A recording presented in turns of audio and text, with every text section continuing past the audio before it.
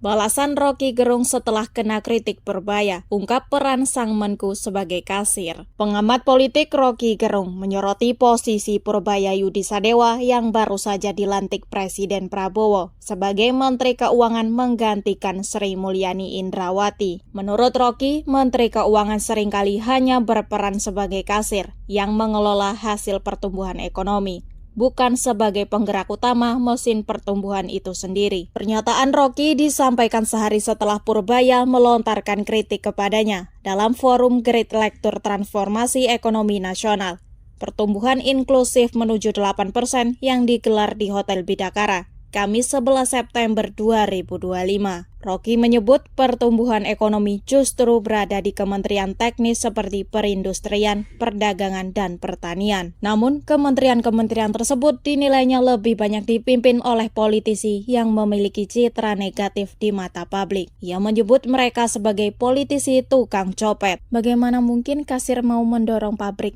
Sementara kepala pabriknya adalah politisi-politisi copet. Itu persepsinya kan? Ujar Rocky dalam diskusi Indonesia Leader Talk di YouTube, Jumat 12 September 2025. Rocky menambahkan tugas utama Menteri Keuangan adalah mendistribusikan hasil pertumbuhan ekonomi untuk mengatasi problem sosial.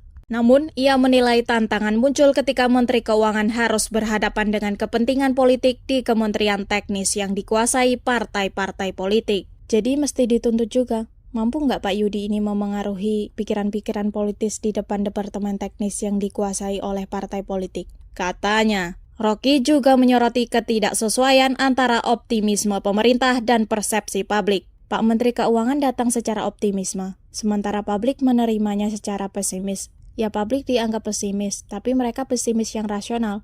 Pemerintah optimis tapi optimis yang irasional. Pungkasnya, sebelumnya Purbaya sempat melontarkan kritik kepada Rocky Gerung dalam forum Great Lecture. Saya mau ngeritik Pak Rocky Gerung sedikit. Dia suka ngeledekin Jokowi nggak ngapa-ngapain. Ucap Purbaya sambil tertawa. Sambil menunjukkan grafik pertumbuhan ekonomi di Indonesia periode 2006 hingga 2025, Purbaya menyindir Rocky. Kalau di sana kan dia berkuasa, di sini saya berkuasa.